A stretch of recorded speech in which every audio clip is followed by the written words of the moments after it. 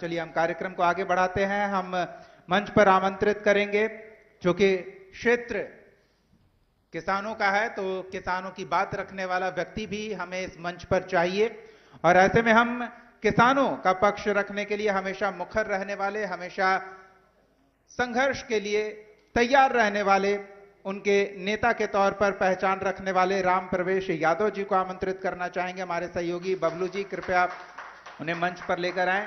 राम प्रवेश यादव जी, बहुत बहुत स्वागत है आपका हमारे इस मंच पर। सहयोगी नीरज और हमारे सहयोगी बबलू इन्हें एक स्मृति चिन्ह प्रदान करें कशिश के इस विहार मंथन के मंच पर। बिल्कुल, हम अपने प्रधान संपादक अनुराग ठाकुर जी को भी आमंत्रित करेंगे, कृपया मंच पर आएं और इस क्षेत्र के किसानों के प्रतिनिधि के तौर पर मंच पर आमंत्रित राम प्रवेश यादव जी को एक स्मृति चिन्ह प्रदान करके उनका सम्मान करें और हम इनके साथ बातचीत को आगे बढ़ाएंगे। सियासी मंच है तो ये बेहतर स्थान है किसानों की आवाज सत्ता तक पहुंचाने के।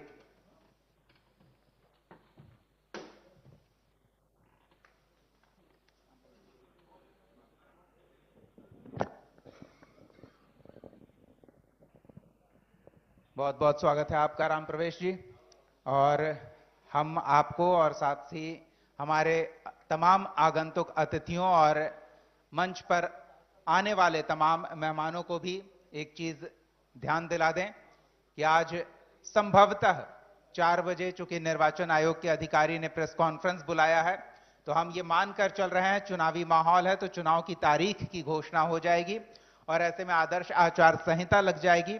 तो हम चाहते हैं कि हम तमाम आमंत्रित अतिथियों को 4 बजे से पहले पर्याप्त समय दे पाएं ताकि उनकी बात हमारे दर्शकों तक, बक्सर की जनता तक, उनके लोगों तक पहुंच जाए। चलिए राम प्रवेश जी, किसान इस क्षेत्र की रीढ़ हैं, वो रीढ़ मजबूत रहे, सशक्त रहे, इसके लिए क्या किया जाना चाहिए? यहां के जनप्रतिनिधि और यहां की सरकार कितना सहयोगात्मक रवैया रखती है? सबसे पहले मैं आपके चैनल को धन्यवाद देता हूं और साथ ही साथ उपस्थित हमारे जितने साथीगण हैं, मैं सबको जो है क्रांतिकारी अभिनंदन करता हूं। मैं बताना चाहूँगा एक बात आपको कि जो जनप्रतिनिधियों की सहयोग वाली बात आई है, तो उसमें जो भी जनप्रतिनिधि रहे, मैं एक किसान हूं, आज तक किसी पार्टी का मैं कार्यकर्ता नहीं हूं, चाहे जितने भी दल हैं, किसी भी दल का मैं कार्यकर्ता नहीं हूं, उसका मेंबर नहीं हूं। हम एक किसान हम लोग हैं और हम लोगों ने जो झेला और जो देखा उस दौरान दोनों सरकार थी, इंडिया गठबंधन की भी सरकार थी और एनडीए गठबंधन की भी सरकार है। तो मैं बताना चाहूँगा कि हम लोग जो है जो किसानों का सवाल है, किसानों का सबसे बड़ा, किसानों के पास उसकी संपत्ति, उसकी जमीन है और किसानों का जमीन पूरे बिहार में लूटी जा रही है। जो है आज का जो सर्किल रेट है, आज का सर्किल रेट क्या है, कहीं भी कोई जमीन 5 लाख 6 लाख या 10 लाख रुपया कट्ठा से कम नहीं है, लेकिन ये लोग नोटिस देते हैं 7800, 7500, 7600 रुपया डिसमिल का नोटिस दे करके जो है उसको किसान को, और नोटिस देने के बाद भुगतान भी करना मुनासिब नहीं समझते हैं कि भुगतान करें।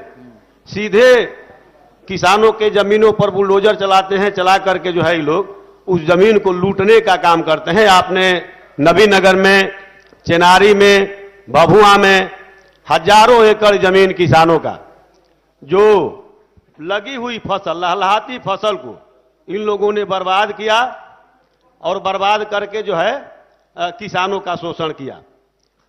तो न तो ये किसान के हित ऐसी हैं, और जहां तक मजदूरों की बात रही, नौजवानों की बात रही, तो हमारे नेताजी पहले मंच पर जब हम आए तो एक नेताजी थे, तो उन्होंने कंपनी और मजदूरों, नौजवानों की बात कुछ की। तो मैं बताना चाहूँगा कि जो कंपनी इनके द्वारा कहा जाता है कि ये ड्रीम प्रोजेक्ट है, वह कंपनी आकर 1048 एकड़ जो है किसानों का जमीन लूटी, उसमें जो है आपातिक अधिग्रहण हुआ है जी।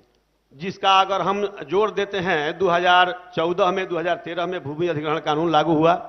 अब हम 2014 में 16 में भुगतान हुआ, वहां पर 2013-14 वाला सर्किल रेट 9,000 रुपया डिसमिल था, लेकिन उन्होंने 2011-12 का 6700 कुछ रुपया का 4 गुना करके कुल 26 लाख रुपया एकड़ के हिसाब से भुगतान किया, जबकि जनरली 9,000 रुपया डिसमिल था तो 36 लाख होना चाहिए था। उसमें 75% जो है आपातिक अधिग्रहण वाला जोड़ देते हैं 27 लाख रुपए, और तो आपका माने 63 लाख रुपया के आसपास होता है। लेकिन किसानों की जमीन लूटी गई। जब किसानों को जानकारी हुआ, किसान आंदोलन के लिए मजबूर हुए, वहां पर धरना देना शुरू किए। उस धरना पर भी इनके जो मंत्री थे, जिन मंत्री का हमारे महिला नेत्री जी जो थी काफी उनका प्रशंसा किया, वह मंत्री जी यहाँ यज्ञ करा रहे थे अहिरौली में, कंपनी से पैसा लेकर के यहाँ यज्ञ करा रहे थे, और वो मंत्री जी वहां पर झांकने तक नहीं गए। नतीजा निकला कि इनके ही प्रशासन के लोग, इनके शासन के लोग जो थे, उन लोगों ने यहाँ पर लाठी चलवाया। छोटे छोटे बच्चों को, नाबालिग बच्चों को बेरहमी से पीटा गया। पानी फेंक करके, नरेंद्र तिवारी के घर में पानी फेंक फेंक करके जो है 12 बजे रात में बच्चों को पीटा गया। पीटने के बाद माहौल गर्म हो गया। चारों तरफ किसान, मजदूर, नौजवान रोड पर आ गए। रोड पर आने के बाद उतना से इन लोगों का भी पेट नहीं भरा। जब इन लोगों ने देखा कि सब जनता रोड पर आ गई है सुबह में और कुछ भी हो सकता है, तो इन लोगों ने कंपनी में खुद अपने ही कर्मचारियों से गाड़ियों को फुंकवा करके एक ही घटना का 5-5 मुकदमा किया। एक घटना का 5 मुकदमा। इलाके के जनप्रतिनिधि क्या कर रहे थे? वो किसान इलाके के जो सांसद थे और जो विधायक थे, वो दोनों लोग कंपनी में जो है माल मारने में लगे थे, मलाई खाने में लगे हुए थे। इसका भी प्रमाण हमारे पास है। मतलब सत्ता पक्ष के लोग और विपक्ष के लोग एक साथ आ गए थे, किसानों के जैसा साथ नहीं थे। जैसा कि हम लोगों के पास जो है, नहीं, आपके बात पे हमें भरोसा है, आप बोलिए। नहीं, एविडेंस, हम लोग चूंकि कोई राजनीतिक पार्टी से नहीं है और राजनीति नहीं जानते हैं, तो इसलिए हम लोग जो है पूरा एविडेंस के साथ, चूंकि एक एक चीज जो है एविडेंस के साथ बोलते हैं, सारा एविडेंस हम लोग पास है जी। माल मारने में ऐसे लगे थे, आपको बता रहा हूं कि यहाँ के मजदूर यहाँ के नौजवान बक्सर के पलायन का दंश झेल रहे हैं। पलायन का दंश तो कम से कम पूरे बिहार के झेल रहे हैं, लेकिन हमारे यहाँ जब एक कंपनी लग रही है तो कम से कम यहाँ के जो मजदूर हैं, जो नौजवान हैं, उन्हें तो नौकरी या काम मिलना चाहिए। इतना तो गारंटी होनी चाहिए, इतना तो गारंटी होना चाहिए। और ये दिलवाएगा कौन? हमारा हम जिसको जनप्रतिनिधि चुने हैं, चाहे वह इंडिया गठबंधन का हो चाहे जो है एनडीए गठबंधन का हो, जिम्मेदारी तो उसकी थी। बिल्कुल। कंपनी से बात कर, कंपनी पर दबाव बना करके जो 7,000 वर्कर आप उड़ीसा से, आंध्र प्रदेश से, पश्चिम बंगाल से लेकर आते हैं, ले आकर के यहां पर काम कराते हैं। जो भूमि अधिग्रहण कानून है उसी में है कि यहां जहां कंपनी लग रही है तो वहां पर स्थानीय मजदूर, चाहे स्थानीय वर्कर, चाहे जिस कैटेगरी का हो, उसको आप 100 में 100% वहां स्थानीय लोगों से ही आपको काम कराना है। राम प्रवेश जी, एक चीज बताइए, समस्या तो गंभीर है जी, लेकिन अकेले बल पर चाहे सत्ता पक्ष हो या विपक्ष हो, किसी के साथ अगर खड़ा नहीं होंगे, राजनीति का सहारा नहीं लेंगे, तो समाधान होगी समस्या? नहीं, सुन लिया जाए, बात सुन लिया जाए, मैं बोल रहा हूं उसको पूरा सुन लिया जाए। जैसे मैंने बोला कि माल मारने में लगे हुए थे ये लोग, इन लोगों ने 7,000 वर्कर जो बाहर से आके काम करते हैं, और इनमें जो है कंपनी भूमि अधिग्रहण कानून में है कि स्थानीय लोगों से काम कराना है, पहला चीज। और यहां पर जो है ये लोग इसलिए कंपनी पर दबाव नहीं बनाए कि स्थानीय लोगों को रोजगार दो, कि जो बाहर के मजदूर थे, आपको या जितने साथीगण होंगे शायद जानकारी होगा कि अगर ओवर टाइम करता है आदमी 4 घंटा तो उसका 8 घंटा का पैसा मिलता है। तो 8 घंटा तो ऐसे मजदूरों से काम लिया जाता था। न्यूनतम मजदूरी जो है अन स्किल का लगभग 500 रुपया है, 15,000 रुपया मंथली बनता था। लेकिन 4 घंटा ओवर करा करके ये लोग जो है आपका लेते थे, जो है माने देते थे इन लोगों को, जो है ओवर टाइम करा करके देते थे इनको, जो है सिर्फ 15 से 12,000 रुपया इतना देते थे। और जो है उसका जबकि 30,000 बनता था, तो एक मजदूर पर पूरे मंथली 15,000 रुपया ये लोग लूटते थे कंपनी वाले। और इसलिए स्थानीय लोगों को नहीं रखा जाता था कि स्थानीय लोग लड़ाई कर देंगे, झगड़ा पर उतर जाएंगे, तो झगड़ा पर उतर जाएंगे तो जो है बात बिगड़ जाएगी। इसलिए स्थानीय नौजवानों को यहां पर काम देने के लिए दबाव नहीं दिया गया हमारे प्रतिनिधियों के द्वारा। न तो कोई बात की गई, चूंकि यहां 7,000 में सिर्फ 2,000 मजदूरों का आप जोड़ लेंगे जो है पर डे का, तो 2,000 मजदूरों का ही 500 रुपया से जोड़ेंगे तो लगभग 10 लाख रुपया पर डे बनता है जी। ये 10 लाख रुपया पर डे वाला महीना में 3 करोड़ रुपया होता है।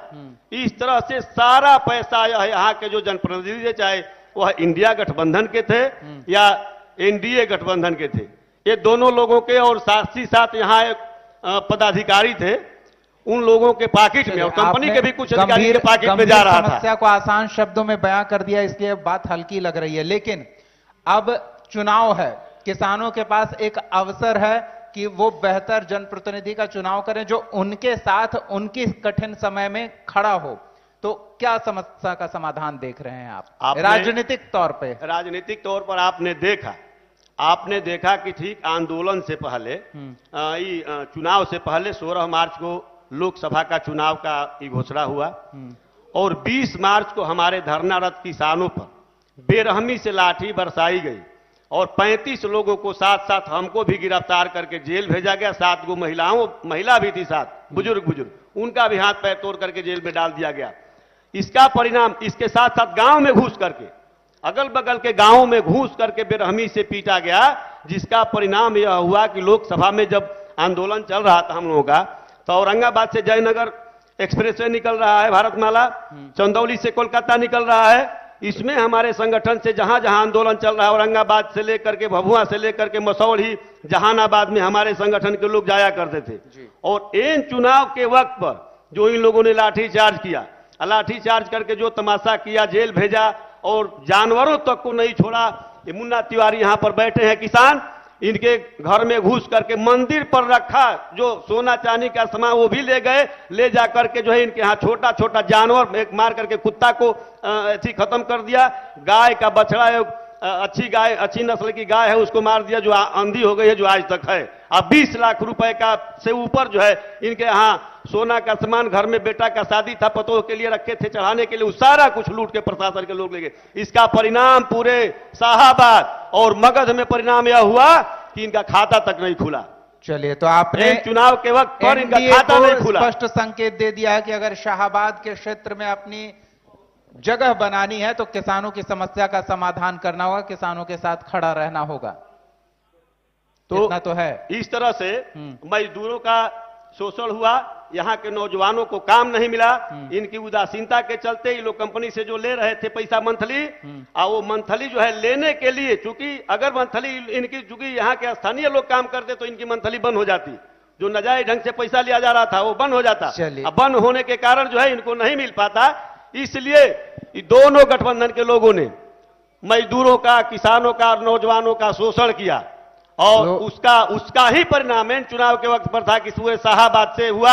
आज हमारा आंदोलन पूरे बिहार प्रदेश के 14 जिला में चल रहा है। चलिए, तो इस आंदोलन का अंजाम परिणाम देखने को मिलेगा, के लिए मिलेगा बिल्कुल 2025 के चुनाव और में। किसानों ने और नौजवानों ने तय कर लिया है कि जहां जहां सक्रिय भूमिका में आंदोलन चल रहा है वहां से किसान भी मैदान में आएंगे।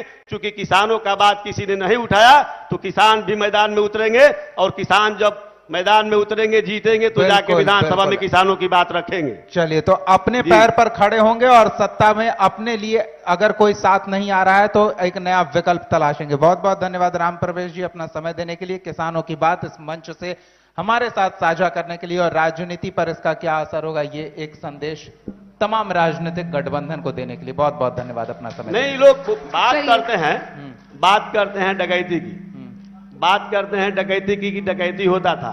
और उस समय बस में डकैती होती थी, आज पूरे प्रदेश में डकैती हो रहा है, किसानों का जमीन लूटा जा रहा है, मजदूर नौजवानों का शोषण हो रहा है, उन्हें 2 करोड़ नौकरी देने की बात थी वो नहीं दिया जा रहा है। तो बस में लूटने की बात होती है, पूरे बिहार पूरे देश लूटा जा रहा है। चलिए, जनता देख रही है और जनता इसका और जनता देख रही है, बिल्कुल बिल्कुल, तो जनता जवाब देगी, इसमें संदेह नहीं है। बिल्कुल, अगर बढ़िया प्रतिनिधि आप मैदान में नहीं देंगे तो जनता हराने का काम करेगी। किसान बिकाऊ खुद अपना प्रत्याशी आएंगे, चाहे किसी भी दल से उतारेंगे। बिकाऊ प्रत्याशी आएंगे तो उनको जनता जवाब देगी। नौजवान बेरोजगार जो लोग हैं वो जवाब देंगे, और चलिए। किसान भी। बहुत बहुत धन्यवाद राम प्रवेश जी, अपना समय देने के लिए, अपनी बात, किसानों की बात हमारे साथ साझा करने के लिए। बहुत बहुत बहुत धन्यवाद राम प्रवेश जी आपका, और दीपक आपका।